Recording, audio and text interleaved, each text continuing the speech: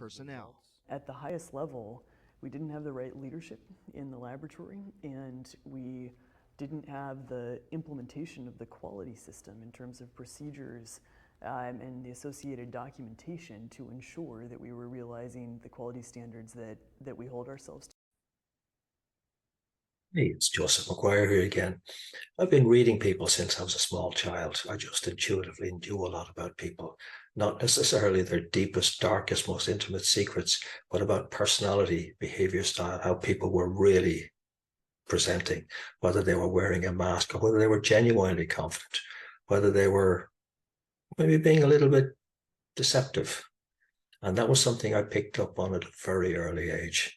And over the last 40 odd years, I've done a lot of formal training since then in terms of reading faces, facial expression, micro expression, body language, paying attention to the voice and how the voice can be used to soothe, to persuade, to deceive, or to convey a genuinely convincing message. And I pay attention to all of that as a complete whole. And deception was one of those things I tended to automatically pick up on when I was quite young.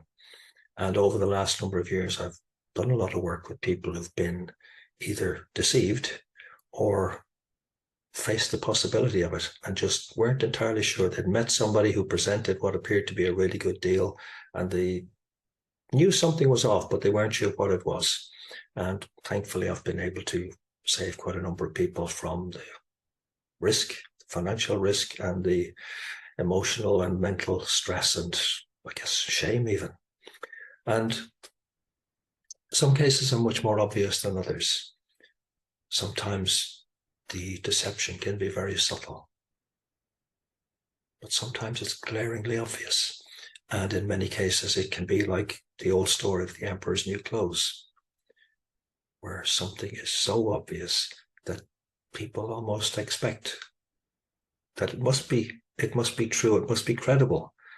And Elizabeth Holmes and the story of Theranos is one of those particular examples that as soon as I saw an interview with her, I knew something was off, and she committed a massive fraud. But what particularly interested me was the number of influential people who were sucked in as investors and as board members. And it demonstrated yet again that it's not simply intellectual intelligence, or certainly not wealth and material success, that determines whether we're likely to be deceived or otherwise. It means being alert. And I don't mean going around with a state of expectation that we're going to be deceived, because that would be so unhealthy. Just being alert. And if you've been deceived in business and if you'd like to make sure it doesn't happen again, or simply you meet somebody, they're presenting a really good deal, they seem to be very persuasive, very elegant, and you just have a feeling that something is not right, PM me.